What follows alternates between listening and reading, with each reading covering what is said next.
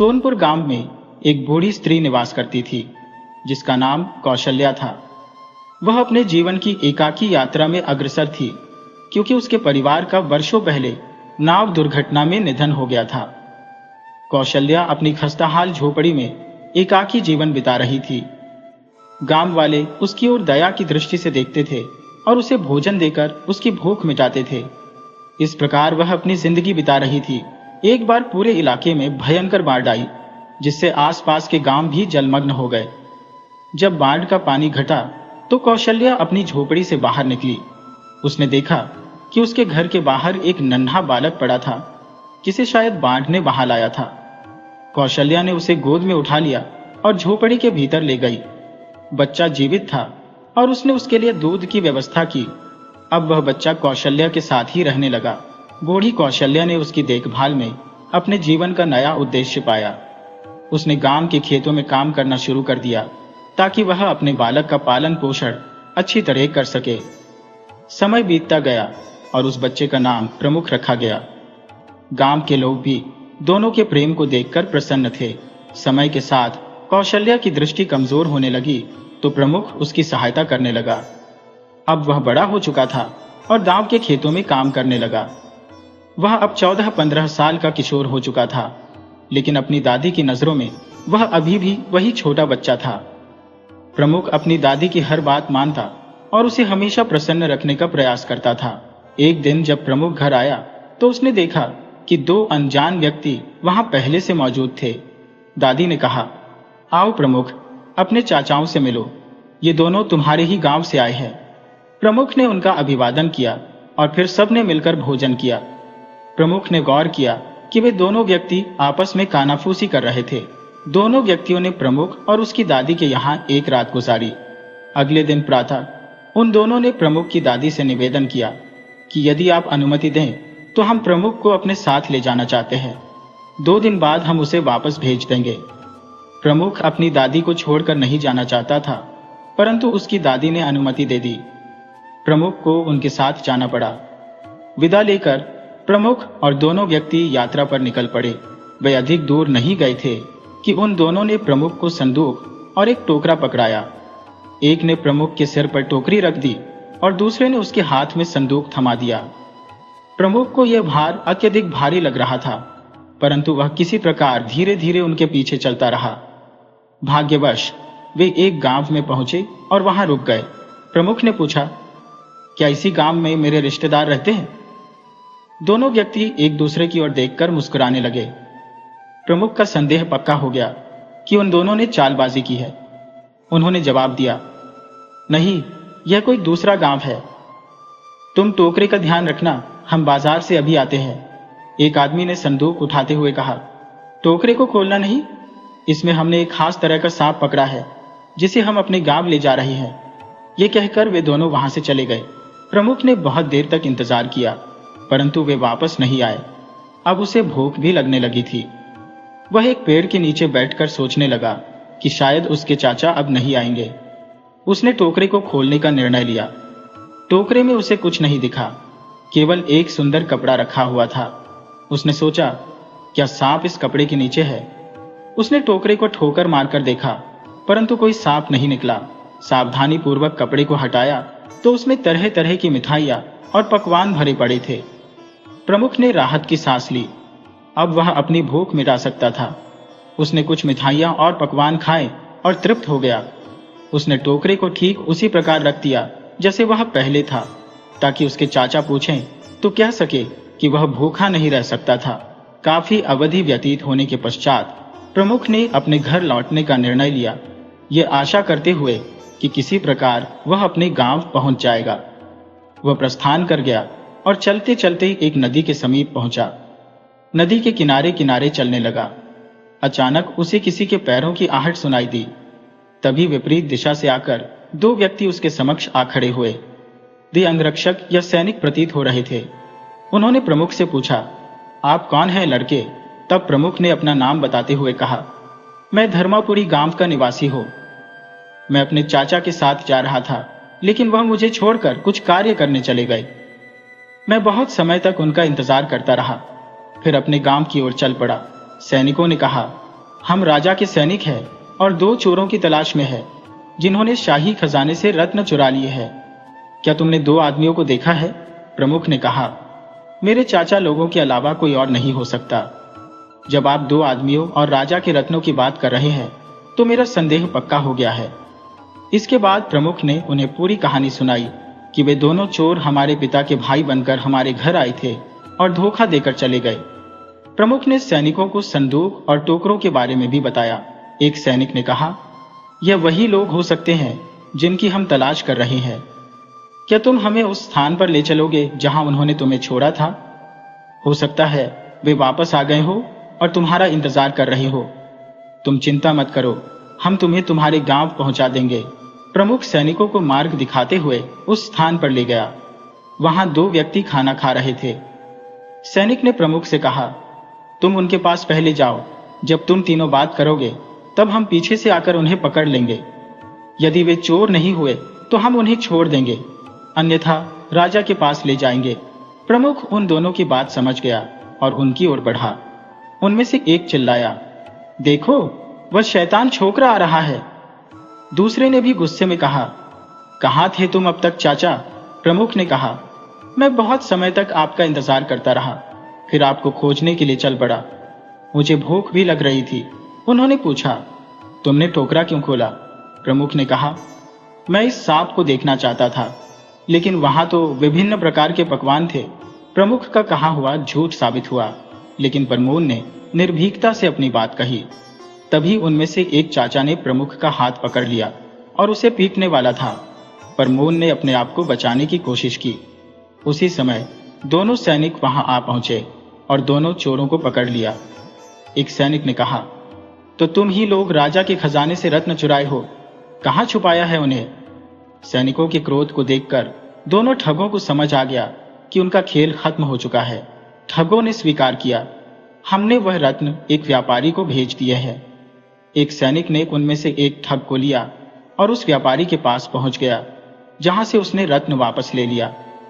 फिर दोनों सैनिक प्रमुख और उन ठगों को लेकर राजा के पास पहुंचे। राजा ने चोरों को कारागार में डालने का आदेश दिया और प्रमुख की चोरों को पकड़ने में मदद के लिए बहुत प्रशंसा की। राजा ने प्रमुख को ढेर सारी अशर्फियां इनाम में दी और उसे सुरक्षित उसके गांव पहुंचा दिया। घर पहुंचकर प्रमुख ने अपनी दादी को सारी घटना बताई। दादी ने उसे गले लगाते हुए कहा, मुझे नहीं पता था कि तुम इतने बहादुर हो और 2 चोरों को पकड़कर ले आए हो। मुझे दुख है कि मैंने उन चालबाजों की बातों में आकर तुम्हें उनके साथ भेज दिया था। प्रमुख ने कहा, कोई बात नहीं दादी, तुम चिंता मत करो, मैं बिल्कुल सुरक्षित हूं और वे दोनों चालबाज अब कारागार में हैं। इसके बाद प्रमुख ने राजा से मिली इनाम की अशर्फियों से अपना एक व्यवसाय शुरू कर दिया। अब प्रमुख और उसकी दादी के दिन अच्छे से कटने लगे। कुछ वर्षों बाद जब प्रमुख विवाह योग्य हो गया तो उसकी दादी ने गांव की ही एक सुंदर लड़की से उसका विवाह करवा दिया। अब प्रमुख, उसकी दादी और उसकी पत्नी, पूरा परिवार खुशी खुशी रहने लगा। 2018 में गणराज्य में रहने वाला भैरव एक खेतिहर मजदूर था। दूसरे के खेतों में काम करके वह अपना पेट पालता। भैरव के परिवार में उसकी माँ, पत्नी और 2 बच्चे थे, एक लड़का और एक लड़की। गरीब भैरव के दिन बड़ी मुश्किल से कट रहे थे। वह अक्सर सोचा करता कि अगर उसके पास भी कोई जमीन का छोटा सा टुकड़ा होता तो वह भी अपनी मेहनत से अपनी कमाई कर सकता था। गुलामों की तरह दूसरों के खेतों में उसे मजदूरी ना करनी पड़ती। लेकिन सच्चाई यह थी कि भैरव दूसरों के खेतों में काम करके ही अपना गुजारा करता था। एक दिन गांव में एक मुनादी करने वाला आया। वह काठगढ़ के राजा के आदेश से आया था। मुनादी करने वाला चिल्ला चिल्ला कर बोल रहा था, सुनो सुनो, सभी गांव वालों को यह ऐलान है कि जो भी व्यक्ति राजा को कहानी सुनाकर सुला देगा उसे इनाम में 1000 सोने के सिक्के दिए जाएंगे। असल में बात यह थी कि राजा को नींद न आने की बीमारी हो गई थी। उसने कई हकीमों से इलाज करवाया, तेल मालिश और न जाने क्या क्या उपाय किए, लेकिन कोई भी लाभ नहीं हुआ। तब किसी ने राजा को सलाह दी कि कोई उन्हें कहानी सुनाए तो कहानी सुनते सुनते उन्हें नींद आ जाएगी। ये सुनकर राजा ने मुनादी करवा दी कि जो भी उन्हें कहानी सुनाकर सुला देगा उसे 1000 सोने के सिक्के इनाम में दिए जाएंगे। यह मुनादी धीरू के कानों तक भी पहुंच गई और बाकी गांव वालों तक भी। इनाम पाने के लालच में कई लोग दूर दूर से आए और राजा को कहानी सुनाने लगे। किसी ने 8 कहानियां सुनाई, किसी ने 10 सुनाई, परंतु कोई भी सफल नहीं हो पाया। धीरू ने सोचा कि क्यों न वह भी कोशिश करके देख ले, लेकिन उसे कोई कहानी आती ही कहाँ थी। धीरू अपनी माँ के पास गया और उनसे सलाह मशविरा किया। माँ ने धीरू को एक कहानी सुनाई और कहा कि यही कहानी राजा को भी सुना देना और बिल्कुल वैसा ही करना जैसा मैंने कहा है। धीरू सीधा राजा के महल में पहुंचा और बोला, मैं आज रात आपको ऐसी कहानी सुनाऊंगा कि आपको नींद आ जाएगी, लेकिन शर्त यह है कि आपको कहानी सुनते सुनते हो कहकर जवाब देना होगा। राजा ने इस बात के लिए सहमति दे दी। धीरू ने रात को कहानी सुनाना शुरू किया। वह बोला, जब मेरे दादा के दादा के दादा जीवित थे, तब मेरे दादा के दादा के दादा जंगल घूमने गए। उस जंगल में 1000 वृक्ष थे, हरे भरे पेड़। उन पेड़ों पर 100 पिंजरे लटक रहे थे। हर पिंजरे में 10-10 पक्षी थे। राजा उत्सुकता से हूं करता रहा। धीरू ने कहा, मेरे दादा के दादा के दादा ने सोचा कि क्यों न इन पक्षियों को आजाद करके कुछ पुण्य कमा लिया जाए। तब उन्होंने एक पिंजरा खोला और एक पक्षी को उड़ा दिया, फिर दूसरा पक्षी उड़ा दिया, फिर तीसरा पक्षी उड़ा दिया। धीरू ऐसे ही पक्षी और पिंजरे गिनता जा रहा था। कहानी सुनते सुनते राजा को नींद आ गई। जब सुबह राजा जागा तो धीरू अभी भी कहानी सुना रहा था। राजा ने हैरानी से पूछा, अभी तक कहानी पूरी नहीं हुई? तब धीरू बोला, हुजूर, अभी तो 500 पिंजरे बाकी हैं। धीरू की चतुराई देखकर राजा खिलखिलाकर हंस पड़ा और धीरू को 1000 सोने के सिक्के इनाम में दे दिए। इनाम पाकर धीरू ने अपने लिए एक बड़ा सा खेत खरीदा, जिस पर वह खुद मेहनत करता और आराम से अपने दिन गुजारने लगा।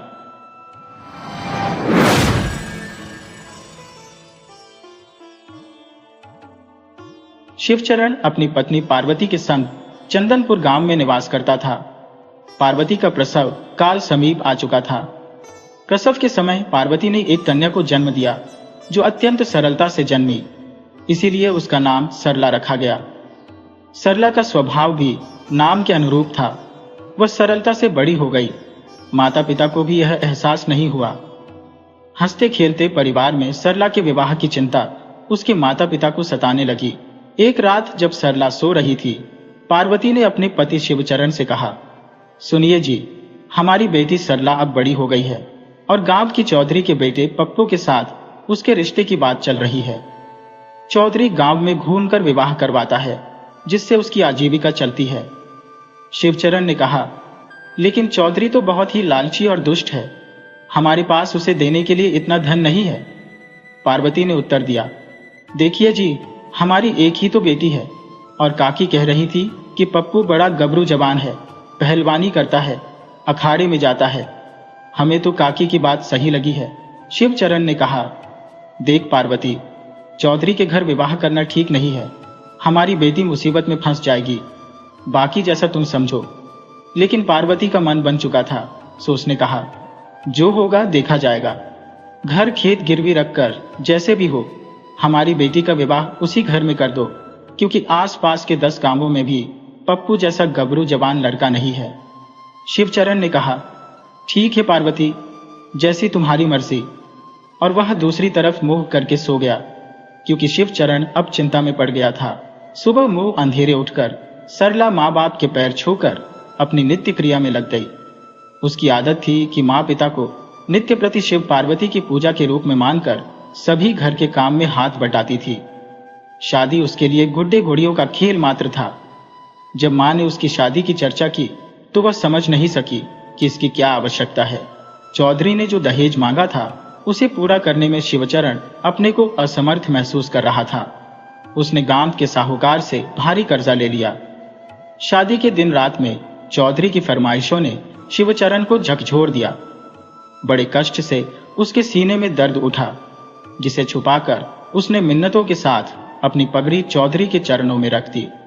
जैसे तैसे शादी संपन्न हुई, इस वादे के साथ कि अगली फसल से पहले वह अपनी बात पूरी कर देगा। सुबह सरला की विदाई हुई। वह फूट फूट कर रोई।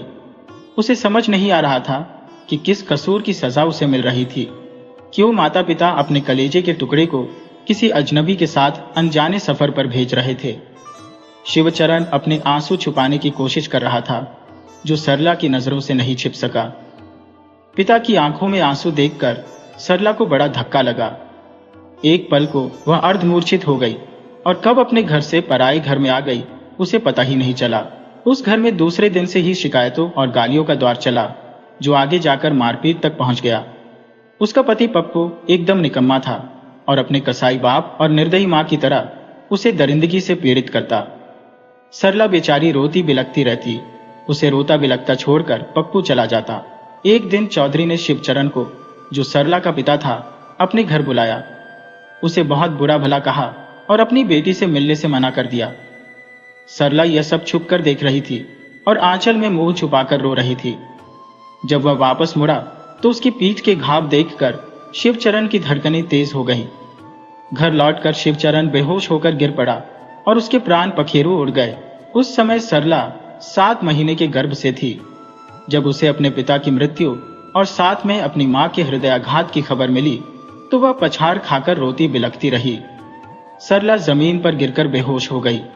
गिरने से पेट में चोट लगने के कारण उसका गर्भ नष्ट हो गया। खून से लथपथ सरला को डॉक्टर के पास ले जाया गया, जिसने बताया कि अब वह कभी मां नहीं बन सकेगी। चौधरी और उसकी पत्नी ने अपने बेटे के सहयोग से रातों रात सरला से छुटकारा पाने की योजना बनाई। उन्होंने उसे गांव के बाहर एक कुएं में फेंक दिया। रात में उधर से गुजरते हुए एक राहगीर को कुएं से आवाज सुनाई दी। उसने अपनी पगड़ी की रस्सी बनाकर सरला को बाहर निकाला। जब उसने सरला से पूछा कि उसके साथ क्या हुआ है, तो सरला ने कुछ नहीं बताया। उसने बस इतना कहा कि इस दुनिया में उसका कोई अपना नहीं है और बेचारगी से तंग आकर उसने खुदकुशी की कोशिश की थी। राहगीर ने सरला को अपने साथ चलने का प्रस्ताव दिया और सरला ने ना कहा न ना। वह चुपचाप उसके साथ चल दी। राहगीर के घर पर उसके सिवा कोई नहीं था। उसने सरला से जोशी मंदिर में विवाह कर लिया। सरला का काम घर के कामकाज और रसोई के अलावा शिव मंदिर में बैठकर पूजा करना था। उसके पति राम रतन ने कभी इसका विरोध नहीं किया। एक दिन वह पार्वती के चरणों में सिर पटक पटक कर बांझ होने के कलंक से मुक्ति की प्रार्थना कर रही थी। पार्वती ने शिव से सरला की दयनीय हालत पर तरस खाने और उसकी मुराद पूरी करने की बात कही। पार्वती ने भोलेनाथ से कहा, बचपन से ही सरला हमारी पूजा करती चली आ रही है। इस अभावग्रस्त स्त्री को गर्भवती होने का वरदान दे। शिवजी ने पार्वती का अनुरोध स्वीकार किया और सरला को पुत्रवती होने का आशीर्वाद दिया। 9 महीने बाद सरला ने एक पुत्र को जन्म दिया। वह सुंदर और आकर्षक था, परंतु अत्यंत चंचल और शरारती। उसकी शरारतों से हर कोई परेशान रहता। एक बार गांव में कुछ साधु संत आए। प्रवचन के बाद वे विश्राम कर रहे थे। तभी शरारती भोला कहीं से लाल चींटियों का छत्ता तोड़ लाया और उनके ऊपर फेंक कर भाग गया। संतों में से एक ने उसे देख लिया और चींटियों के दंश से परेशान होकर उसके पीछे दौड़ा। भोला घर में घुसकर कहीं छुप गया। सरला ने हाथ जोड़कर उन संतों से माफी मांगी और चींटियों के काटे स्थानों पर शहद का लेप किया। संतों ने क्रोध में आकर भोला को श्राप दिया कि वह जीवन भर ऊटपटांग काम करता रहेगा। सरला ने संतों के चरण पकड़कर माफी मांगी और उनके दंशों पर शहद लगाया। तब जाकर उनका दिल पसीजा। संतों ने कहा कि उनका श्राप विफल नहीं होगा, परंतु इसका उल्टा प्रभाव होगा। सरला ने संतों को विदा किया, जिसे छुपकर भोला देख रहा था। वह बुदबुदाकर कह रहा था, अगली बार आओगे तो सांप और मेंढक छोड़ दूंगा तुम पर। समय के साथ भोला की शरारतें बढ़ती गईं और सरला समझ चुकी थी कि उसके बेटे की नादानियां कभी खत्म नहीं होंगी। एक दिन की बात है, गांव का हरिया मटकी में दही भरकर गांव से बाहर भेजने जा रहा था। तभी प्राइमरी स्कूल के पीछे शरारत की खोज में लगा भोला अपनी गुलेल में एक छोटा पत्थर का टुकड़ा फंसाकर जोर से निशाना लगाकर ऐसा मारा कि हरिया की मटकी के 2 टुकड़े हो गए। सारी दही हरिया के ऊपर बिखर गई और वह गुस्से में लाल पीला होकर भोला के पीछे दौड़ पड़ा। स्कूल के पीछे से भोला किधर गायब हो गया, ये हरिया को समझ नहीं आया। ढूंढते ढूंढते उसकी नजर एक पेड़ के पास खो पर पड़ी, जिसके मुहाने पर पहुंचकर उसने भोला को ढूंढने की कोशिश की, पर खो का मुंह उसके लिए छोटा पड़ रहा था। हरिया घुटनों के बल झुककर कंधे तक कुएं के मुहाने में सटाकर हाथ अंदर घुसेर कर टटोलने लगा। तभी उसके हाथ में कोई कपड़ा जैसा टकराया। उसने जोर से दबोच लिया और कहा, अब भागकर कहाँ जाएगा बच्चू? उसे खो से बाहर खींच लिया। बाहर एक कपड़े की गठरी निकली जिसमें भारी वजन था। गठरी खोलने पर हरिया की आंखें चौंधिया गईं। उसमें ढेर सारा धन था। हरिया ने गठरी जल्दी से समेटी और अपने घर की ओर भागा। घर पहुंचकर उसने गठरी छुपाई और थोड़ा सा धन लेकर भोला के घर पहुंच गया। जैसे ही उसने दरवाजा खटखटाया, भोला भागकर घर में जाकर छुप गया। हरिया ने सोचा, अब जमकर उसकी शिकायत करूंगा और पूरी मटकी की दही का पैसा उसकी मां से वसूल करूंगा। सरला की आवाज सुनकर हरिया बाहर निकली और बोली, हरिया काका, क्या हुआ? हरिया ने कहा, सरला बहू, आज भोला की वजह से मेरा बड़ा फायदा हो गया। उसकी छोटी सी शरारत से मैं निहाल हो गया, इसलिए थोड़ा सा धन तुम्हें देने आया था। सरला ने कहा, अरे काका, इसकी क्या जरूरत थी? वह तो शरारती है। आपके कुछ काम आया, यही मेरे लिए बहुत बड़ी बात है। हरिया बोला, नहीं बिटिया, इसे रख लो। कहते हुए हरिया ने थोड़ा सा धन सरला के हाथ पर रख दिया और वापस चला गया। भोला मन ही मन बड़बड़ाने लगा, जरूर इस चाचा को कोई धन का भंडार मिला होगा और मुट्ठी भर देने चला आया हमारे घर।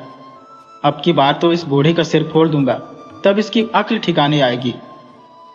सरला अब आंगन से होती हुई रसोई में चली गई और भोला कमर में गुलेल खोसे हुए फिर एक नई शरारत के लिए निकल गया।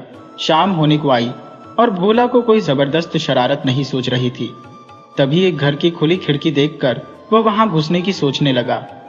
उसने 8 ईंटें लगाकर उनके ऊपर चढ़कर खिड़की से अंदर घुस गया। चारों तरफ अंधेरा था। लाइट कहाँ है, इसका पता उसे नहीं था। कुछ देर तक अंधेरे में टटोलते हुए भोला देखने की कोशिश करता रहा। तभी उसे दरवाजे की कुंडी खड़काने की आवाज सुनाई दी। उसे लगा कि मकान का मालिक घर आ गया है। वह एक बोरी के पीछे छिप गया। अचानक कमरे में ट्यूबलाइट जल गई और वह और भीतर दुबक गया। चोरी के पीछे तभी एक युवक ने कहा, यार पकड़ो, थक गया पूरा शरीर। आज सेठ करोड़ीमल की निगरानी में था, लेकिन आज बहुत रोकड़ा और सोना सेठ की तिजोरी में आया है। दूसरे युवक ने कहा, हाँ यार, भोर होने से पहले ही करोड़ीमल के घर में सेंध लगानी है और उसकी तिजोरी पर हाथ साफ करना है। फिर हम कल शहर निकल जाएंगे और किसी को कानो कान खबर नहीं होगी। भोला मन ही मन बड़बड़ाने लगा, अरे मस्तंडो, कानो कान क्या? अब तो तुम्हारी आंखों आंखों भी खबर हो गई है। तुम हाथ मार के लाओ और मैं लेकर चंपत हो जाऊंगा, तब देखना तुम्हें खबर होती है या नहीं। कमरे में फिर से अंधेरा हो गया। उनके जाते ही भोला खिड़की से नीचे सरक गया और 9-2-11 हो गया। घर पहुंचकर उसने जल्दी जल्दी सब काम निपटाया, खा पीकर बिस्तर पर पड़ा और सोने का बहाना करने लगा। उसकी गहरी नींद सोया जानकर सरला भी घर के सारे काम निपटाकर सोने चली गई। भोला के कमरे के ठीक सामने उसकी माँ और पिता सोते थे। दोनों ही दिन भर के थके हारे होने की वजह से गहरी नींद में थे। भोला ने अपने कमरे के दरवाजे को जरा भर खोलकर रखा और कमरे में अंधेरा करके इंतजार कर रहा था कि कब माता पिता के खर्राटों की आवाज उसे सुनाई पड़े और वह अपने काम को अंजाम दे सके।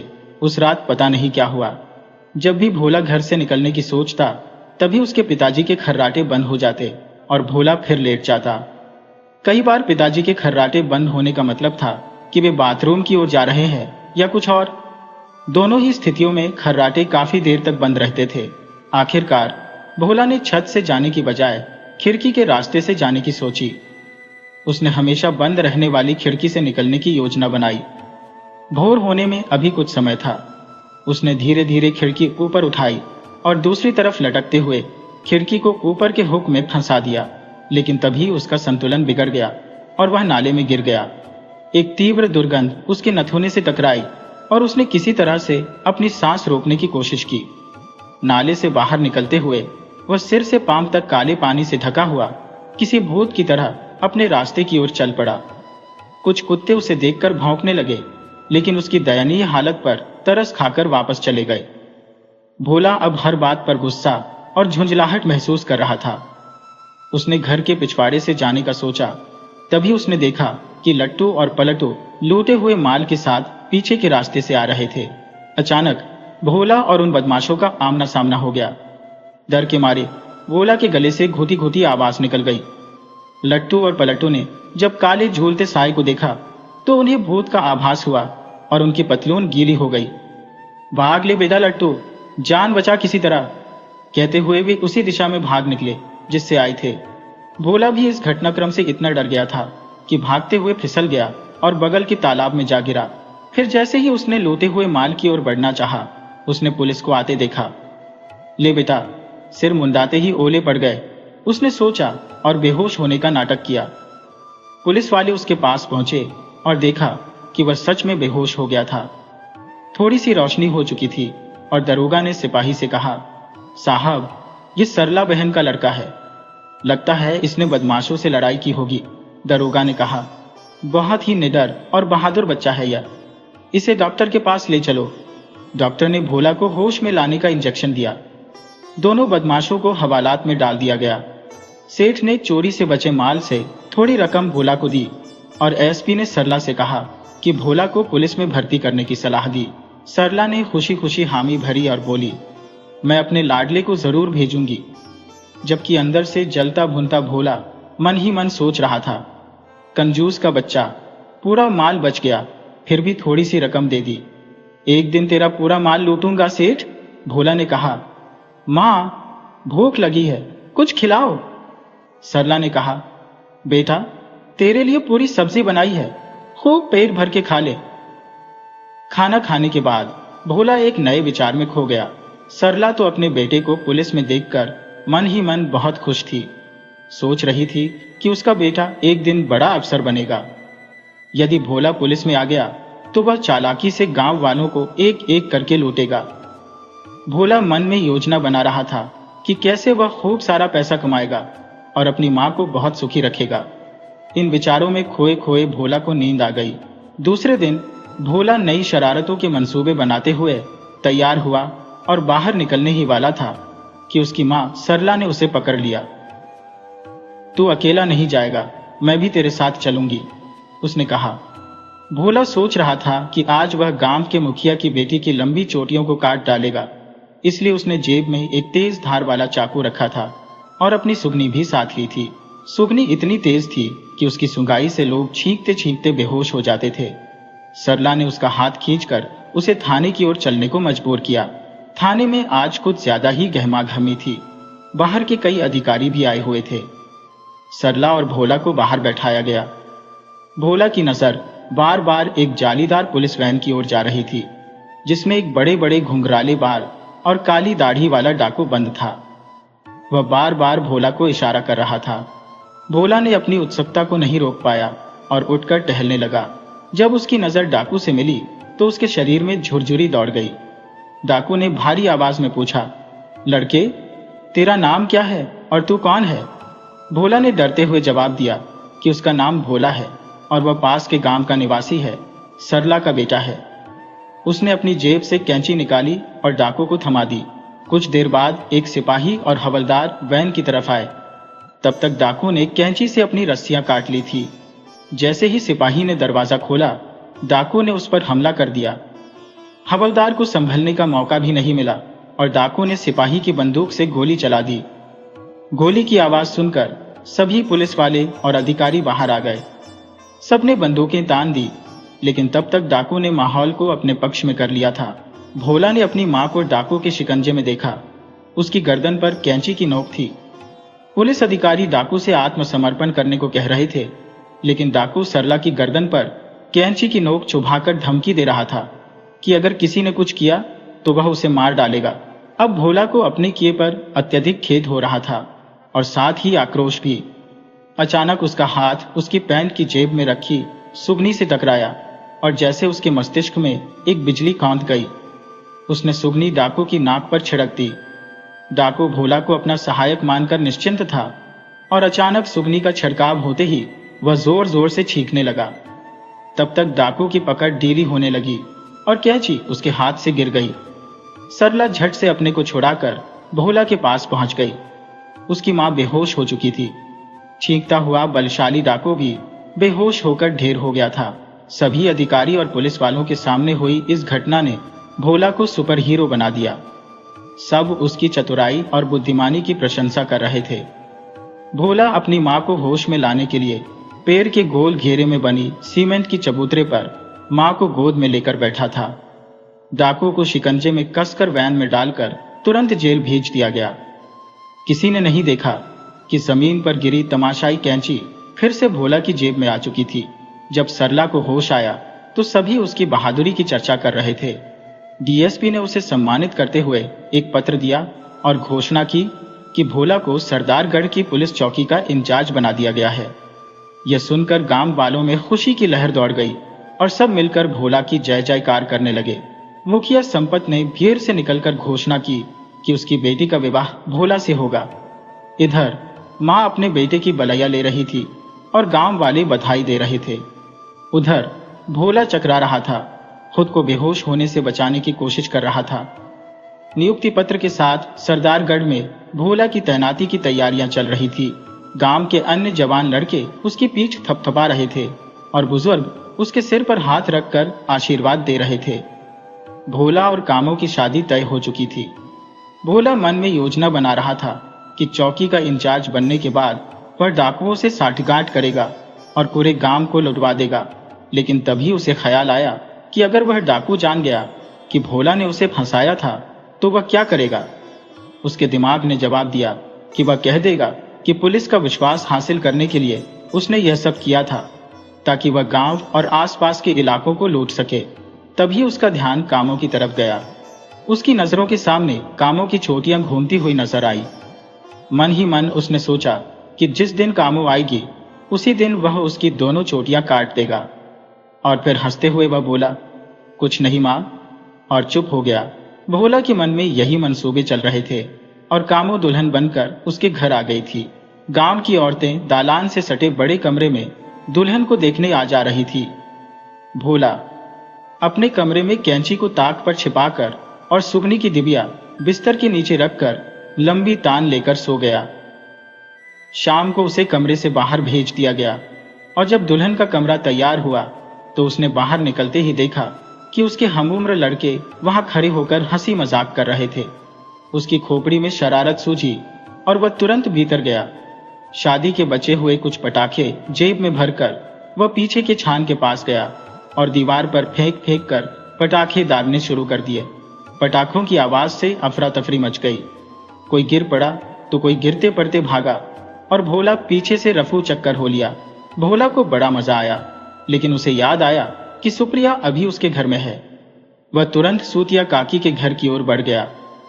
पीछे के दरवाजे को हिलाकर उसने डीली कुंडी गिराई और भीतर घुस गया। अलमारी के नीचे सरकाकर रखी छोटी मटकी को घुटने के बल बैठकर थोड़ी सी करवट लेते हुए हाथ आगे बढ़ाकर निकाल लिया। उसे पता था कि सुधिया काकी सेहत कहाँ रखती है। कई बार उसने उसे वहां से सेहत निकालते देखा था।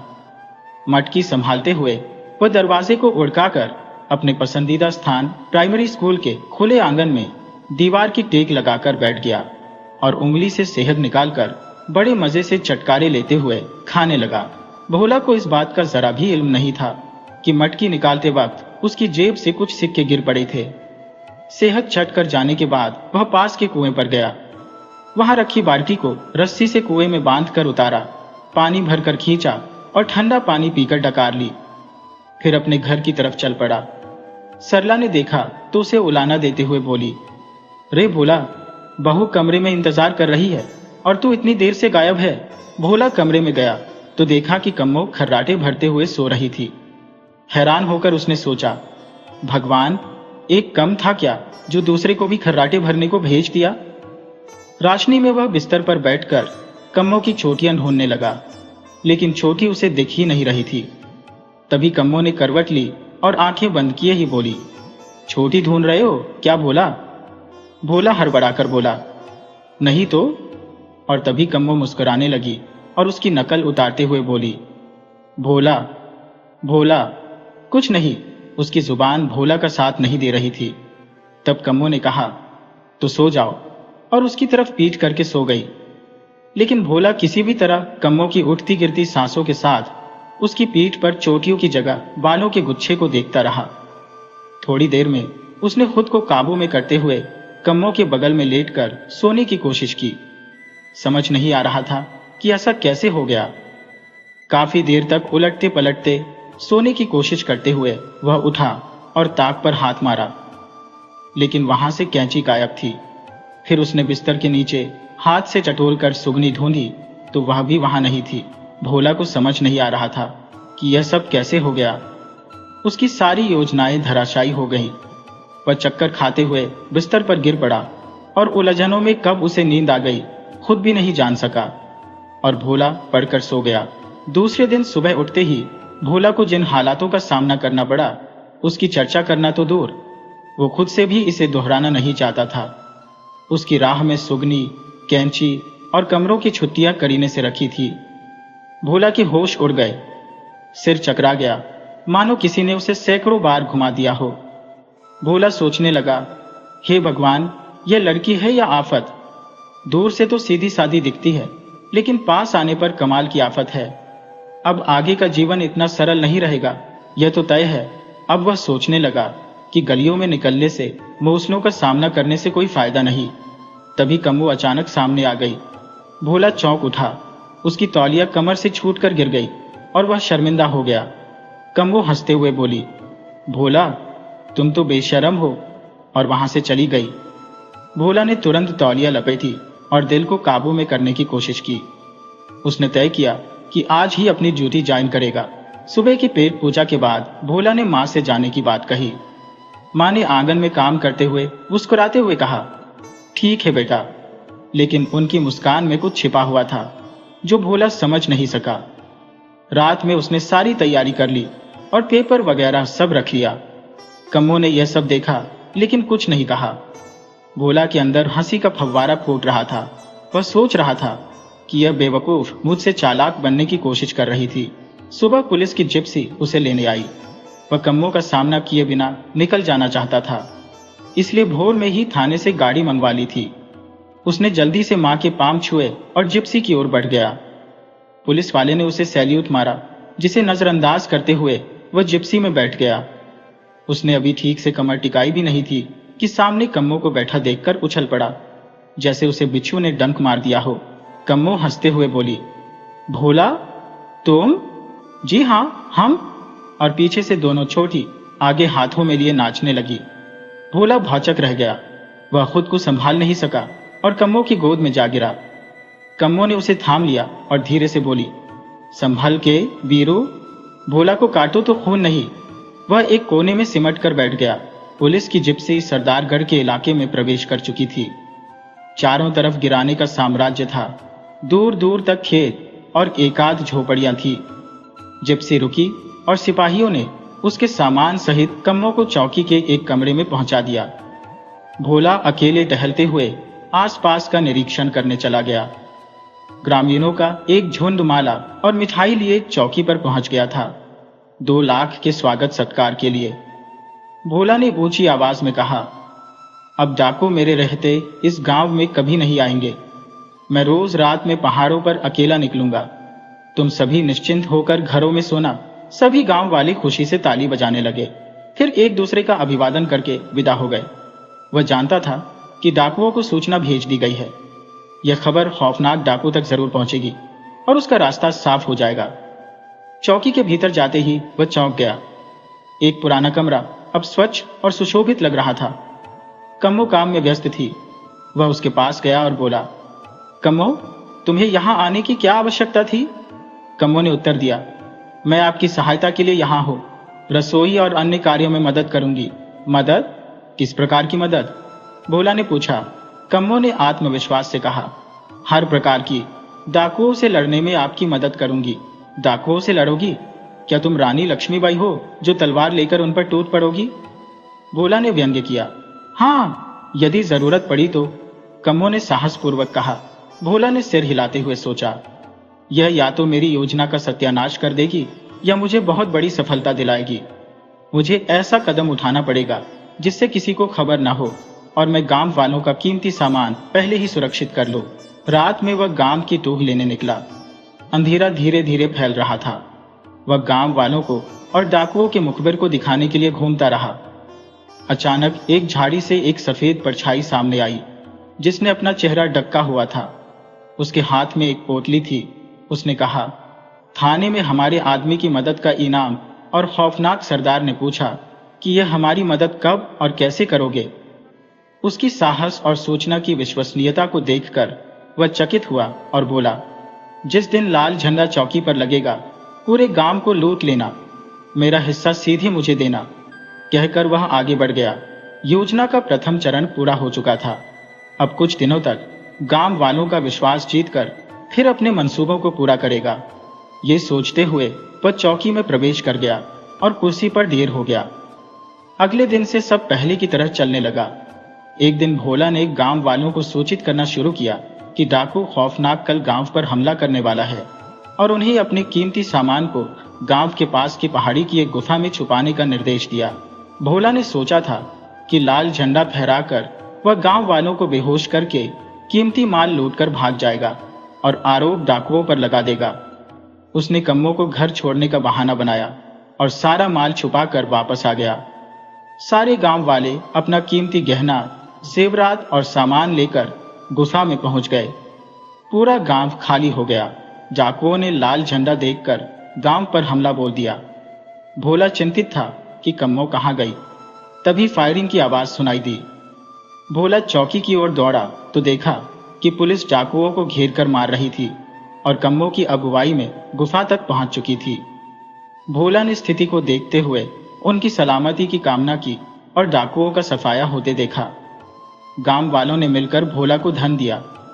वह मन ही मन सोच रहा था कि आज उसके पास गांव वालों का पूरा धन होता। कम्मो उसकी योजनाओं को सफल बना रही थी क्योंकि वह भोला की आदत जानती थी कि वह सोते हुए बड़बड़ाता था। कम्मो उस जानकारी का लाभ उठाकर उसे सफलता दिला रही थी और भोला को श्रेय मिल रहा था। इस प्रकार भोला को बधाइयां मिलने लगी। वह एक अच्छा पुलिस अफसर माना जाने लगा, लेकिन वह अपनी मनमानी कभी नहीं कर सका। कम्मो उसकी जीवन संगिनी बन गई थी।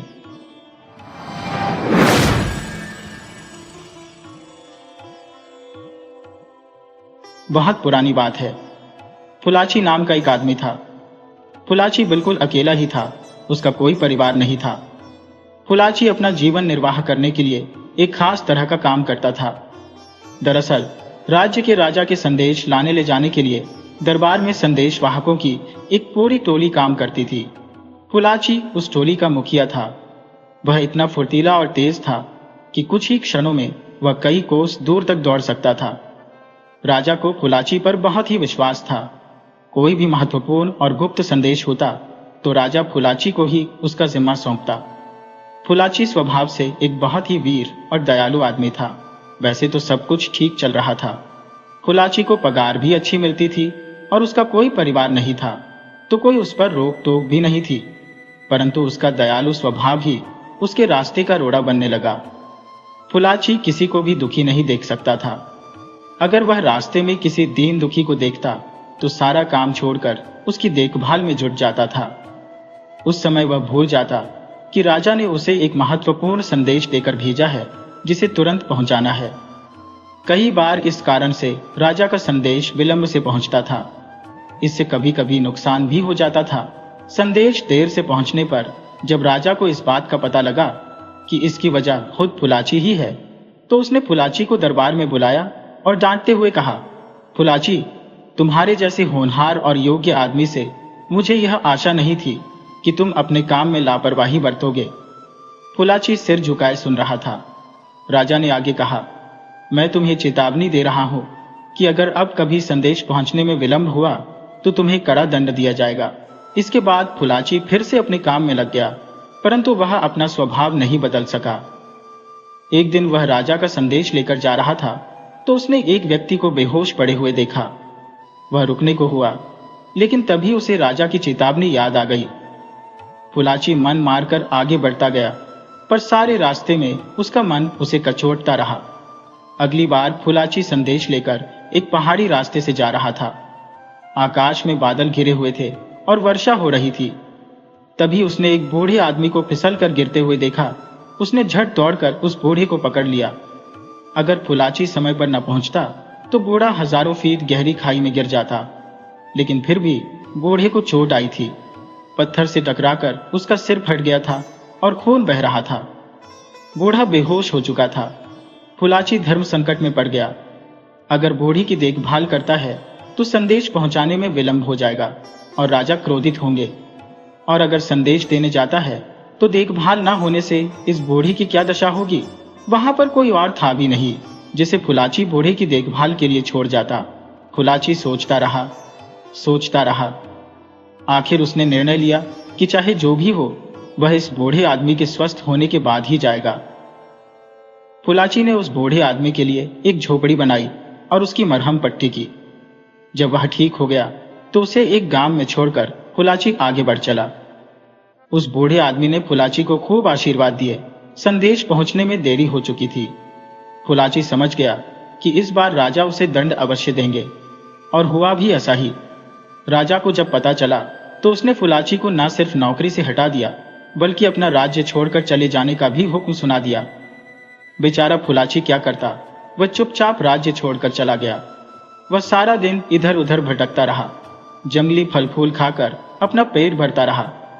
कहीं किसी दीन दुखी को देखता या घायल जानवर पर उसकी नजर पड़ती तो वह सब कुछ भूलकर उसकी सेवा में लग जाता था। लेकिन हमेशा तो ऐसे नहीं चल सकता था। फुलाची को कई कई दिन तक खाना नहीं मिलता था। एक दिन वह जंगल में घूम रहा था। उसने वहां एक झोपड़ी देखी। शायद कुछ खाने पीने का सामान मिल जाए, ये सोचकर वह उस ओर बढ़ चला। जैसे ही फुलाची झोपड़ी के पास पहुंचा तो एक बूढ़ा आदमी अंदर से निकला। ये वही बूढ़ा आदमी था जिसे फुलाची ने खाई में गिरने से बचाया था। बूढ़े ने भी उसे पहचान लिया। वह फुलाची को झोपड़ी में ले गया और उसे भरपेट भोजन खिलाया। खाना खाते समय फुलाची की आंखों में आंसू आ गए। आज न जाने कितने दिनों बाद उसने भरपेट भोजन किया था। बूढ़ी ने जब पूछा तो फुलाची ने उसे अपनी सारी कहानी बता दी। उसकी कहानी सुनकर बूढ़े ने एक जोड़ी चप्पल फुलाची को दी और बोला, बेटा, इन्हें पहन लो। फुलाची आश्चर्य से बूढ़े को देखता रहा। बात उसकी समझ में नहीं आ रही थी। बूढ़ा फुलाची के मन की बात समझ गया और मुस्कुराते हुए बोला, बेटा, यह चप्पलें कोई साधारण चप्पलें नहीं है, यह उड़ने वाली चप्पलें हैं। यह चप्पलें मुझे एक सिद्ध साधु ने दी थी और मैंने इन्हें अपने पास रख लिया कि जब भी मुझे कोई ऐसा व्यक्ति मिलेगा जो निस्वार्थ भाव से परोपकार करेगा तो मैं यह चप्पलें उसे दे दूंगा। तुम सचमुच एक अच्छे इंसान हो। ये चप्पलें तुम्हारे बहुत काम आएंगी। इन्हें पहनकर तुम जहां चाहो वहां जा सकोगे, जरा भी देर नहीं लगेगी। फुलाची ने बहुत खुशी से वह जादुई चप्पलें स्वीकार कर ली। उसने जैसे ही उड़ने का विचार किया, वह सचमुच हवा में उड़ने लगा। यह देखकर वह बहुत प्रसन्न हुआ और बूढ़े को धन्यवाद देकर वापस चल दिया। अब फुलाची फिर से राजा के पास पहुंचा और राजा से बोला कि उसे फिर से नौकरी पर रख लिया जाए। अब वह बिल्कुल ठीक काम करेगा। राजा फुलाची को एक अच्छा आदमी समझता था और उसका गुस्सा भी अब उतर चुका था। उसने फुलाची को फिर से नौकरी पर रख लिया। एक दिन फुलाची संदेश लेकर उड़ रहा था। अचानक उसने नीचे देखा कि एक आदमी एक चट्टान पर खून से लथपथ बेहोश पड़ा है। फुलाची वहां उतरकर उस आदमी की मरहम पट्टी की ओर फिर आगे बढ़ा। इस बार संदेश पहुंचाने में देरी हो गई थी। राजा को जब यह पता चला तो उसने फिर से उसे बहुत बुरा भला कहा। फुलाची ने मन ही मन निश्चय किया कि अब से वह सिर्फ अपने काम से ही काम रखेगा और किसी और की तरफ देखेगा भी नहीं। खाली समय में ही वह दीन दुखियों की सहायता करेगा। अगली बार जब फुलाची संदेश लेकर जा रहा था तो वह एक जंगल से गुजर रहा था। तभी उसने देखा कि वह जमीन पर खड़ा है। उसने उड़ने की कोशिश की लेकिन कुछ भी नहीं हुआ। फुलाची ने सोचा कि शायद जादुई चप्पलों का प्रभाव अब खत्म हो गया है। वह खड़ा खड़ा सोच ही रहा था कि संयोग से वही बूढ़ा आदमी वहां आ गया। उसे देखते ही फुलाची ने सब कुछ उसे बता दिया। यह सुनकर बूढ़े ने आश्चर्य में सिर हिलाया और बोला, बेटा, ऐसा कभी नहीं हो सकता। ये चप्पलें तो बहुत ही चमत्कारी हैं। आओ, मैं देखता हूं क्या बात है। इतना कहकर बूढ़ी ने वह चप्पलें स्वयं पहनी और वह एकदम आकाश में उड़ने लगा। यह देखकर फुलाची चक्कर में पड़ गया। यह मामला क्या है? उसने बूढ़े से चप्पलें लेकर पहन ली लेकिन वह नहीं उड़ सका। फिर तो कई बार ऐसा हुआ। बूढ़े ने जब भी चप्पलें पहनी वह आकाश में उड़ने लगता और फुलाची उड़ने में सफल नहीं हो पाता।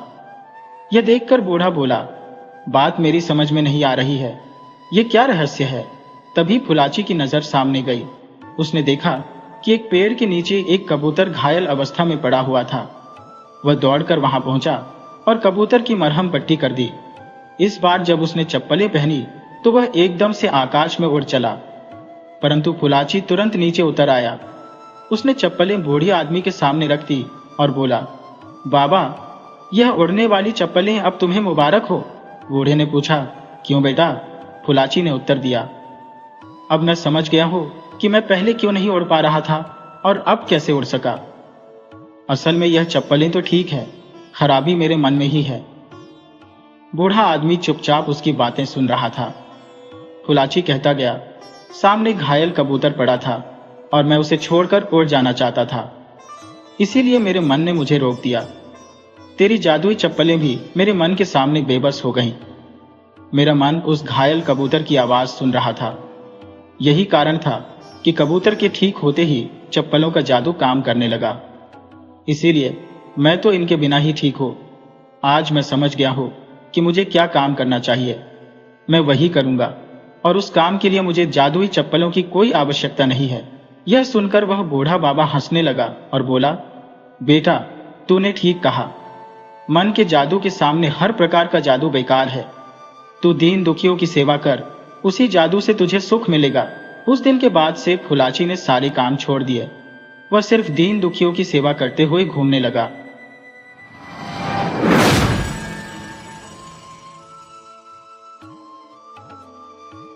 सेठ दुर्गादास का रामपुर गांव में साहूकारी का काम था।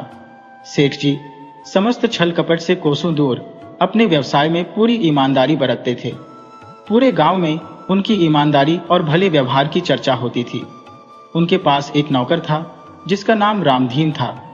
रामधीन करीब 60 वर्ष का वृद्ध था और सेठ जी की दुकान पर छोटे मोटे काम देखता था। सेठ जी ने कई बार रामधीन को नौकरी छोड़कर आराम करने की सलाह दी, परंतु रामधीन इसे टाल देता। उसका कहना था कि काम करते रहने से उसके हाथ पैर चलते रहेंगे और वह बुढ़ापे की तकलीफों से बचा रहेगा। यह सेठ जी की दयालुता थी कि उन्होंने इस वृद्ध नौकर को नौकरी पर रखा हुआ था। सेठ जी की दुकान के छोटे मोटे कामों में से एक यह भी था कि वे रोज रामधीन को 1 का सिक्का देते और उसे गुल्लक में डालने के लिए कहते। एक दिन सेठ जी ने रामधीन से कहा, यह 1 का सिक्का लो और सामने रखी गुल्लक में डाल दो। देखना, इसे अपनी जेब में मत रख लेना। यह कहते हुए सेठ जी हंस पड़े। वे अक्सर रामधीन से हंसी मजाक करते रहते थे और रामधीन भी इसे बुरा नहीं मानता था। हर साल की तरह इस साल भी संक्रांति के दिन सेठ जी ने गुल्लक से 365 रुपये निकाले और उन्हें एक पोटली में बांध दिया। उसी दिन गांव के बाहर वाले मैदान में वार्षिक मेला लगता था। मेले में खाने पीने और खरीदारी के साथ साथ जुआ और शराब पीना भी आम था। मेले की जगह से थोड़ी दूरी पर एक टीला था और उस टीले पर एक कुआं था जिसके चारों ओर लंबे लंबे पेड़ लगे थे। यह जगह मुसाफिरों के आराम और खाने के लिए अच्छी मानी जाती थी। सेठ जी सबसे नजर बचाते हुए उस कुएं के पास पहुंचे और पोटली को वहां रख दिया। दरअसल सेठ जी हर साल इसी तरह कुएं पर पोटली रख देते थे। यह उनका दान करने का तरीका था जिसे वह गुप्त दान कहते थे। उनका मानना था कि कुएं पर रखी पोटली किसी जरूरतमंद के हाथ लगेगी।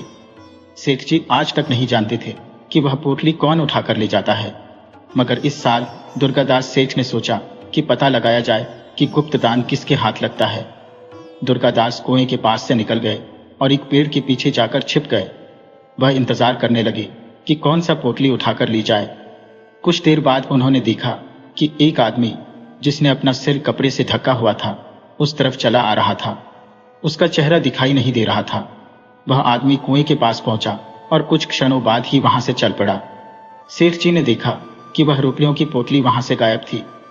सेठ दुर्गादास अब उस आदमी का पीछा करने लगे कि आखिर पता तो चले कि मुंह छुपाकर जाने वाला वह आदमी कौन है। सेठ जी उस आदमी के पीछे पीछे चलने लगे और फिर अचानक उन्होंने उस आदमी के सिर से वह कपड़ा खींच लिया। वह कोई और नहीं, उनका नौकर रामधीन था। सेठ ने कहा, रामधीन, मैंने तो सोचा था कि यह रुपये किसी जरूरतमंद के हाथ में लगेंगे और यह तुम्हारे हाथ कैसे लग गए। रामधीन ने थोड़ा डरते हुए कहा, मालिक, जब आपने यह रुपये यहीं दिए हैं तब यह किसी के भी हाथ लगे, इससे आपको क्या फर्क पड़ता है। सेठ ने कहा, अगर तुम्हें मालूम होता कि मैं यह रुपये यहां पर क्यों रखता हूं तो तुम यह बात नहीं कहते। यह कहते हुए सेठ जी रामधीन को अपनी पुरानी आपबीती सुनाने लगे। सेठ ने कहा, हमारा परिवार पहले एक गरीब परिवार था। हमें खाने के भी लाले थे और पिता बीमार रहते थे। इलाज के लिए पैसे नहीं थे। एक दिन गरीबी से तंग आकर मैंने आत्महत्या करने का फैसला लिया और इसी कुएं में कूदने वाला था कि मेरे पैरों से कुछ टकराया। वह एक लाल पत्थर वाली सोने की बेशकीमती अंगूठी थी। मैंने वह अंगूठी उठा ली थी और उसे बेचकर अपना काम धंधा जमा लिया। तब से हर साल इसी तरह कुएं पर गुप्त रूप से रुपयों की थैली छोड़ देता हूं कि किसी जरूरतमंद के काम आएगी। पर तुमने यह पोटली क्यों उठाई? रामधीन सेठ के आगे हाथ जोड़े खड़ा हो गया।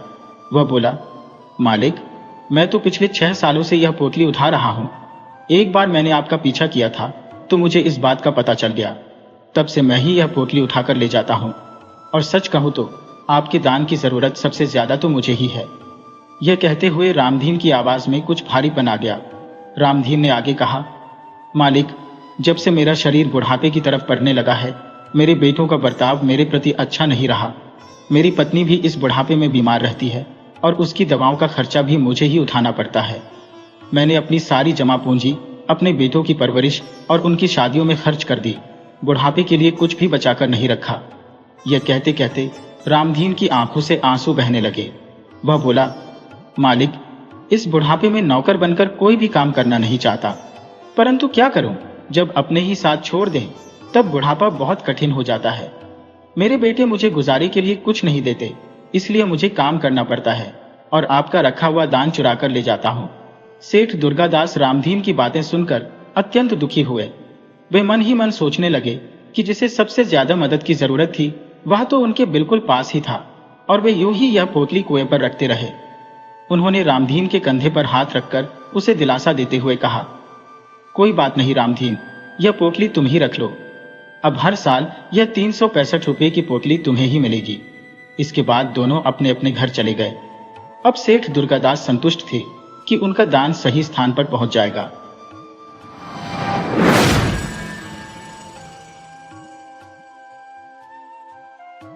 गोपाल नाम का एक आदमी चंदौली गांव में रहता था। गोपाल गांव के साहूकार के पास नौकरी करता था। साहूकार के पास 50-60 गायें थी और गोपाल का काम उन गायों की देखभाल करना था। गोपाल बहुत ही मेहनती और ईमानदार था, जबकि उसका मालिक बहुत ही निर्दयी और कंजूस किस्म का व्यक्ति था। कड़ी मेहनत के बाद भी साहूकार गोपाल को बहुत ही कम वेतन देता था। गोपाल के मन में कई बार आता कि वह यह काम छोड़ दे, परंतु उसने साहूकार से कर्ज भी ले रखा था। उसी कर्ज के बोझ से साहूकार उससे खूब काम करवाता और जब वेतन देने की बारी आती तो कर्ज और ब्याज की किस्त काट कर उसे देता। बेचारा गोपाल बहुत ही गरीबी में अपने दिन बिता रहा था। गोपाल के परिवार में उसकी पत्नी सरला थी। सरला कई बार गोपाल से कहती कि साहूकार की नौकरी छोड़ दे, परंतु गोपाल मजबूर था क्योंकि उसने साहूकार से कर्ज ले रखा था। गोपाल अपनी पत्नी सरला से बहुत डरता था क्योंकि सरला बहुत ही लड़ाकू स्वभाव की थी और हर बात पर गोपाल को ताने देती रहती थी। एक दिन गोपाल ने अपने एक मित्र से मिलने का मन बनाया जो दूसरे गांव में रहता था। वह मित्र काफी अमीर था तो गोपाल को लगा कि उससे कुछ मदद मांगनी चाहिए। उसने अपनी पत्नी से कहा कि उसके लिए खाना बांध दे क्योंकि मित्र का गांव दूर है और रास्ते में भूख लगेगी। उसकी पत्नी ने 3 रोटियां बांधी और कहा, देखो जी, सफर लंबा है और रोटियां सिर्फ 3 है। इसे सोच समझकर ही खाना। जितनी भूख हो उतनी ही खाना। बाकी की रोटी मौके के लिए बचाकर रख लेना। कोशिश करना कि तीनों रोटियां एक साथ मत खाओ। गोपाल सारी बातें समझकर अपने मित्र के गांव की ओर चल दिया। रास्ता बहुत लंबा था। चलते चलते रात होने लगी और गोपाल को भी थकान का अनुभव होने लगा। वह एक विशाल वृक्ष के नीचे बैठ गया।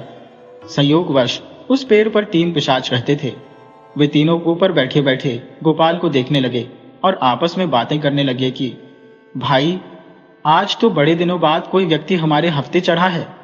क्यों न इस मौके का पूरा फायदा उठाया जाए और इस आदमी को ऐसा सताया जाए कि अगली बार इस तरफ देखने की हिम्मत न करे। वे आपस में बातें कर ही रहे थे और नीचे बैठे गोपाल की भूख के मारे हालत खराब हो रही थी। उसने फटाफट अपनी पोटली खोली और उसमें से 3 रोटियां निकाल ली। तभी उसे अपनी पत्नी की बात याद आई कि सफर लंबा है, तीनों रोटियां एक साथ मत खाना। कुछ अगले दिन के लिए भी बचा लेना। वह यही सोचने लगा और बड़बड़ाने लगा कि एक खाऊं, दो खाऊं या तीनों को खा जाऊं। उसे समझ नहीं आ रहा था और वह बार बार यही बड़बड़ाने लगा कि 1 घंटा, 2 घंटा या तीनों खाऊं। पेड़ पर बैठे प्रेत सोचने लगे कि यह आदमी उन्हीं को खाने की बात कर रहा है।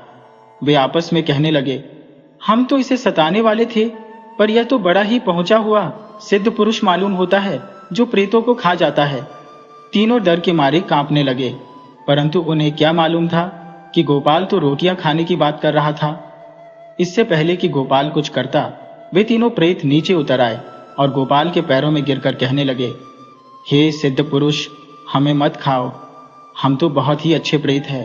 प्रेतों को पैरों में गिरा देख पहले तो गोपाल बहुत डर गया, परंतु फिर उसने अपने आप को संभाला और समझते देर न लगी कि प्रेत उससे डरे हुए हैं। गोपाल ने कड़क आवाज में कहा, क्यों ना खाऊं तुम तीनों को? मुझे बहुत जोर से भूख लगी है और मैं खाने का कोई और सामान भी अपने साथ नहीं लाया। तब एक प्रेत ने कहा, हे सिद्ध पुरुष, यदि हम आपको बहुत स्वादिष्ट खाना उपलब्ध करवा देते हैं तो क्या आप हमें छोड़ देंगे?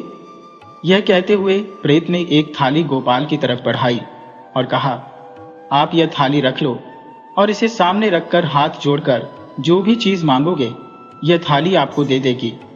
यह एक जादुई थाली है। गोपाल बोला, मैं कैसे मान लूं कि यह कोई जादुई थाली है? प्रेत ने कहा, आप अभी हमारे सामने इसे आजमा कर देख लो। अगर हमारी बात सच न हुई तो आप बेशक हमें खा लेना। गोपाल सोचने लगा, एक बार आजमाने में क्या जाता है। उसने करबद्ध हो थाल से विनती की कि उसे विविध प्रकार के व्यंजन प्राप्त हो। तभी उसके समक्ष विभिन्न प्रकार के व्यंजन प्रकट हो गए। वह अति प्रसन्न हुआ और तृप्त होकर भोजन किया। तत्पश्चात उसने प्रेरितों का आभार व्यक्त किया और विश्राम करने चला गया। प्रातः काल वे पुनः अपने मित्र के गांव की ओर प्रस्थान कर गया। संध्या होते होते वह मित्र के घर पहुंच गया।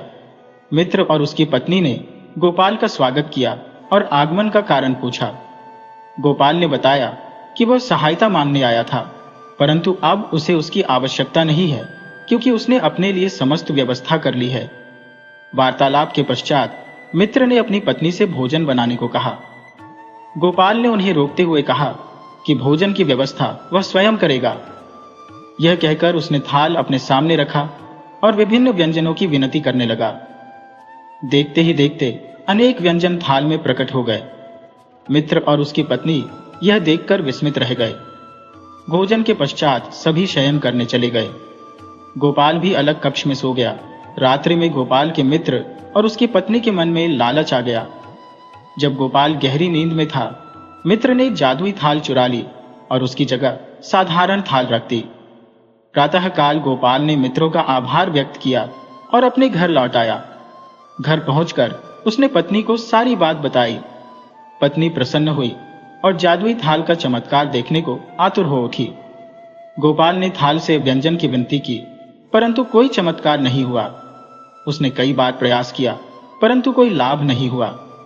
हताश गोपाल पुनः पेड़ के नीचे पहुंचा और प्रेरितों से बात करने लगा। प्रेरितों ने उसे पुनः एक जादुई थाल दी। अर्धरात्रि हो जाने के कारण उसने मित्र के घर विश्राम किया। इस बार मित्र की पत्नी ने पुनः जादुई थाल चुरा ली और साधारण थाल रख दी। घर लौटकर गोपाल ने थाल का उपयोग किया, परंतु कोई चमत्कार नहीं हुआ। पत्नी ने उसे डांटा। इस बार गोपाल ने दृढ़ निश्चय कर लिया कि वह सत्यता का पता लगाएगा। वह तीव्र गति से पेड़ के नीचे पहुंचा। प्रेरित भी अब सोच में पड़ गए कि माजरा क्या है। उन्होंने गोपाल से पूछा, तुम बार बार यहां क्यों आ रहे हो? गोपाल ने उत्तर दिया, तुम लोग मुझे मूर्ख बना रहे हो। जो थाली तुम मुझे देते हो वह केवल यहां और मेरे मित्र के घर पर ही जादू दिखाती है। उसके बाद वह साधारण थाली बन जाती है। प्रेत समझ गए कि यह गड़बड़ निश्चित रूप से उसके दोस्त के घर से हो रही है।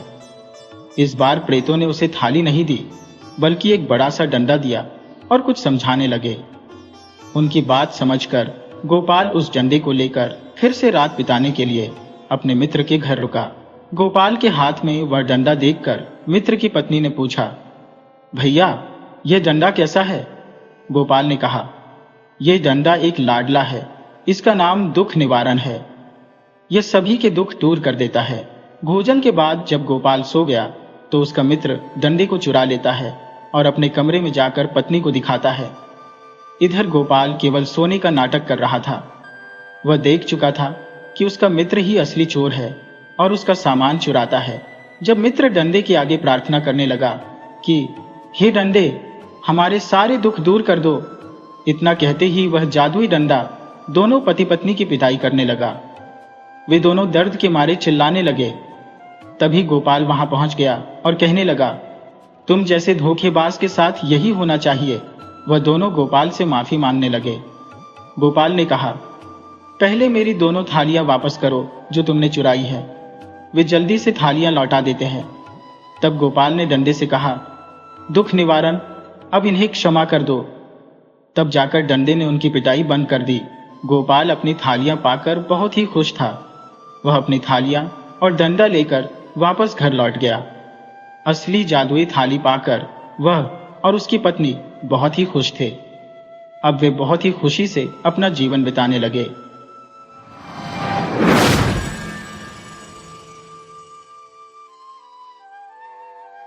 गांव का रहने वाला मन को पेशे से एक नई था। एक बार मन को दूसरे गांव से शादी का समारोह निपटाकर अपने गांव लौट रहा था। रास्ते में अचानक मूसलाधार बारिश होने लगी। अब घर लौटना कठिन था। मनको ने एक धर्मशाला में ठहरने का विचार किया और वहीं जा पहुंचा। भोजन करने के पश्चात उसकी मुलाकात दो व्यक्तियों से हुई जिनके नाम लघु और भगवत थे। भोजन के बाद उन दोनों से बातचीत प्रारंभ हुई। लघु ने कहा, भाई मुसाफिर, हमारी तो जिंदगी बीत गई पर चैन कभी नहीं मिला। रोज का कमाना और रोज का खाना है। भगवत ने कहा, अपना भी यही हाल है। मनको ने पूछा, भाई तुम दोनों क्या काम करते हो? लघु ने उत्तर दिया, भाई कोई नौकरी तो हम नहीं करते। भगवान ने थोड़ी सी बुद्धि दी है, उसी के सहारे गुजारा कर लेते हैं। मनको ने कहा, फिर भी कोई तो काम करते होंगे। भगवत ने हंसते हुए कहा, भाई हम ठग हैं। ठगी एक कला है और हम दोनों कलाकार हैं। मनको ने आश्चर्यचकित होकर पूछा, यह तो अच्छा काम नहीं है। लघु ने उत्तर दिया, अच्छा क्या है और बुरा क्या? काम तो काम है। इसी दिन पकड़े गए तो दंड मिलेगा। भगवत ने कहा, हमारी खासियत यह है कि हम कभी पकड़े नहीं जाते। हमारी विद्या बहुत ही सुरक्षित है। हम अपने शिकार को पता ही नहीं चलने देते कि हमने उसे ठग लिया है। मनको ने चौंक कर पूछा, ऐसा कैसे हो सकता है कि तुम किसी को ठगो और उसे पता ही ना चले? भगवत ने कहा, यही तो हमारी खासियत है।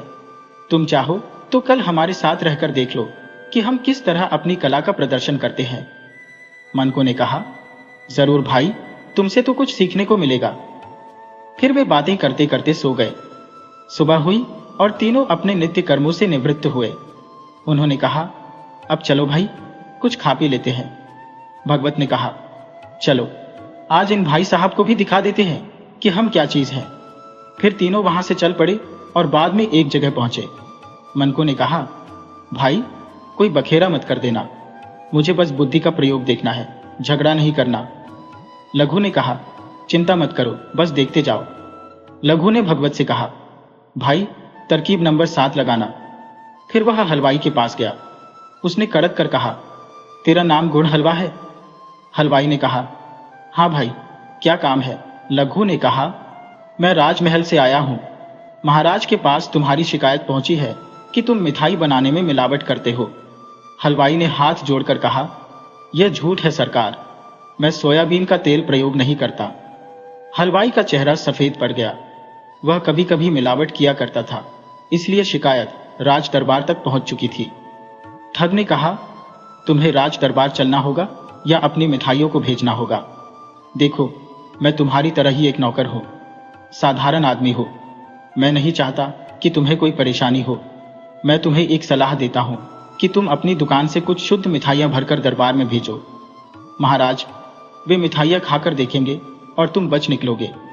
हलवाई ने खुश होकर कहा, यह युक्ति तो अच्छी है सरकार, पर मैं किसे भेजूं? अकेला हूं, खुद गया तो 2-3 दिन में लौट पाऊंगा। दुकान बंद रहेगी, धंधे पर असर पड़ेगा। ठग ने कहा, अब इसमें मैं क्या कर सकता हूं? सरकार आप तो उधर ही जा रही हैं। हलवाई ने खुशामद करते हुए कहा, मुझ गरीब पर दया कीजिए, मैं कुछ मिठाइयां बांध देता हूं, आप लेकर चले जाइए। थोड़ा कष्ट तो जरूर होगा। ठग ने कहा, भाई मेरा तो काम सूचना देना था जो मैंने दे दी, अब सैनिक ही आएंगे। हलवाई ने कहा, ठीक है जल्दी बांधो, याद रहे मिठाई में मिलावट निकली तो फिर मैं कुछ नहीं कर पाऊंगा। हलवाई ने तत्काल 3-4 शेर मिठाइयां बांधकर ठग को दे दी और धन्यवाद भी दिया। ठग ने बिना किसी लालच के उसका पैसा और समय बचा दिया था। ठग मिठाई लेकर अपने साथी और मनको के पास आया और कहा, चलो भाई कहीं बैठकर मिठाई खाते हैं। मनको ने कहा, तुमने उस हलवाई को भय दिखाकर ठगा है, इसमें बुद्धि का प्रयोग कहाँ हुआ? ठग ने उत्तर दिया, भाई भय भी तो बुद्धि से पैदा किया जाता है। फिर तीनों बैठकर मिठाई खाने लगे। अब भगवत की बारी थी। लघु ने कहा, जा भाई और मिठाई लेकर आ, तरीका नंबर 11 तेरे लिए अच्छा रहेगा। वह ठग चला गया और आधे घंटे में उतनी ही मिठाई लेकर वापस आया। मिठाई फिर से खाई जाने लगी। मनको ने पूछा, तुमने क्या किया कि तुम्हें मिठाई मिल गई? ठग ने कहा, मैंने हलवाई को बताया कि दरबार में भेजी गई मिठाई कीचड़ में गिर गई है। उसने कपड़ा पहचाना और दोबारा से नए कपड़े में मिठाई बांधकर दे दी। मनको ने पूछा, उसने यह नहीं पूछा कि वह आदमी कहाँ है जो पहले आया था? ठग ने कहा, पूछा तो मैंने कहा कि उसे ठोकर लगी, तभी वह कीचड़ में गिरा और उसके पैर में मोच आई है। उसी ने मुझे यह कपड़ा दिखाकर भेजा है। लघु ने चिढ़कर कहा, भाई यहां तो थोड़ी सी बुद्धि का प्रयोग हुआ है। मनको ने कहा, तो भैया ज्यादा बुद्धि का प्रयोग तुम ही दिखा दो, हम भी तो देखें कि बुद्धि किस प्रकार काम करती है। फिर तीनों बाजार पहुंचे और इस बार किसी दूसरे हलवाई के पास गए। मनको ने उस हलवाई से कहा, भाई सुना है कि तुम्हारी दुकान पर शुद्ध घी की मिठाइयां मिलती है जो धार्मिक कार्यों में प्रयोग के योग्य है, जैसे प्रसाद के लिए। हलवाई ने उत्तर दिया, हाँ जी, आप निश्चिंत होकर हमारे यहाँ से मिठाई ले जाइए। आप देख ही रहे हैं कि हमारे यहाँ सफाई का कितना ज्यादा ध्यान रखा जाता है, एक भी मक्खी आपको नजर नहीं आएगी। हमारे यहाँ से धार्मिक कार्यों के लिए ही मिठाई बिकती है। मनको ने सोचा, मैं प्रसाद के लिए कौन सी मिठाई लूं? बेसन के लड्डू ले सकते हैं। उसने कहा, ठीक है 5 किलो दे दो। हलवाई बेसन के लड्डू तोड़ने लगा। मनको ने उसे रोकते हुए कहा, ठहरो ठहरो, बेसन के लड्डू छोड़ो, बूंदी के लड्डू दे दो। हलवाई ने बेसन के लड्डू हटाकर बूंदी के लड्डू तोड़ना शुरू किया। मनको ने फिर कहा, वैसे रसगुल्ले भी उत्तम प्रसाद होते हैं और वे शायद आपके पास ना हो। हलवाई ने जवाब दिया, क्यों नहीं जी, आप रसगुल्ले ही ले लीजिए। हलवाई ने लड्डू छोड़कर रसगुल्ले तोड़ने शुरू किए। मनको ने कहा, एक बात तो है, देवी देवताओं को जितना प्रिय शहद होता है उतनी ही प्रिय शहद की तरह मीठी जलेबी होती है, और वह भी ताजी ताजी। पर आपके पास तो ताजी नहीं होंगी। हलवाई ने कहा, अभी सुबह ही तो बनवाई है, फिर भी आप चाहें तो ताजी बनवा देंगे। मनको ने कहा, इस समय इतना कष्ट क्यों? ऐसा ना करें, आप रसगुल्ले रहने दें और जो जलेबी दी है वही तोड़ दें। 5 किलो ना भी हो तो चलेगा, क्योंकि जलेबियां तो जलेबियां ही होती है। हलवाई ने जलेबियां तोड़ दी। मनको ने धन्यवाद देते हुए कहा, आपने बहुत कष्ट उठाया, अब मैं चलता हूं। मनको ने जलेबियां उठाई और वापस चल दिया। हलवाई ने मुस्कुराते हुए कहा, भाई लगता है आप पैसे देना भूल गए। मनको ने जवाब दिया, पैसे किस चीज के भाई? जो जलेबियां ले जा रहा हूं वो तो मैंने रसगुल्लों के बदले ली है। हलवाई ने कहा, तो फिर रसगुल्लों के ही पैसे दे दीजिए। मनको ने मुस्कुराते हुए कहा, और रसगुल्ले तो आपने बूंदी के लड्डुओं के बदले दिए थे। हलवाई सिर खुजाते हुए बोला, बूंदी के लड्डू आपने बेसन के लड्डुओं के बदले लिए थे। मुझसे ही गलती हो रही है, मुझे तो बेसन के लड्डुओं के पैसे मांगने चाहिए। मनको ने कहा, वही तो मैं कह रहा हूं। हलवाई ने नर्म स्वर में कहा, चलो गलती के लिए क्षमा चाहता हूं, आप बेसन के लड्डुओं के पैसे दे दीजिए। मनको ने कहा, आप भी कमाल करते हैं, मैंने तो बेसन के लड्डू लिए ही नहीं। हलवाई ने बेसन के लड्डू सामने रखे देखे और बोला, जो चीज आपने ली ही नहीं उसकी कीमत क्यों देने लगे? मुझसे ही कोई भूल हो रही है, जाइए। मनको ने धन्यवाद दिया। लघु और भग्गो भी उनके साथ थे। उन्हें मानना पड़ा कि बुद्धि से किया हुआ कार्य अद्भुत था। वे हैरान थे कि मनको ने किस तरह से अपनी बातों के जाल में हलवाई को फंसा दिया। तीनों शहर से बाहर गए और एक पेड़ के नीचे बैठकर जलेबियां खाने लगे। लघु बोला, मान गए गुरु, आपने तो कमाल कर दिया। तीनों ने जमकर जलेबी खाई। अब जरा आराम कर लेते हैं, थक गए हैं, पेट भरा हुआ है। मनको ने कहा, बिल्कुल सही। धूप भी तो हो रही है, पेड़ की शीतल छाया और कैसी लुभावनी हवा चल रही है। नींद भी अच्छी आएगी। तीनों अपने पेट पर हाथ फिराते हुए लेट गए। कुछ देर आराम करने के बाद वे उठे और बोले, भाई, आज से हम तुम्हें अपना गुरु मानते हैं। वास्तव में तुम बहुत ही बुद्धिमान हो। यह सुनकर मन को मुस्कुरा उठा और वहां से चलने लगा। भाई, अपनी कोई सीख तो देते जाओ। आज से तुम हमारे गुरु जो हो। मनको ने कहा, भाई, यह ठगी का काम छोड़ दो और कोई मेहनत का काम शुरू कर दो, वरना किसी दिन भारी संकट में फंस जाओगे। ये बात सुनकर दोनों ने वचन दिया कि आज के बाद वे ठगी नहीं करेंगे और परिश्रम और बुद्धि से ही अपना जीवन यापन करेंगे। मनको अपने गांव की तरफ चला गया।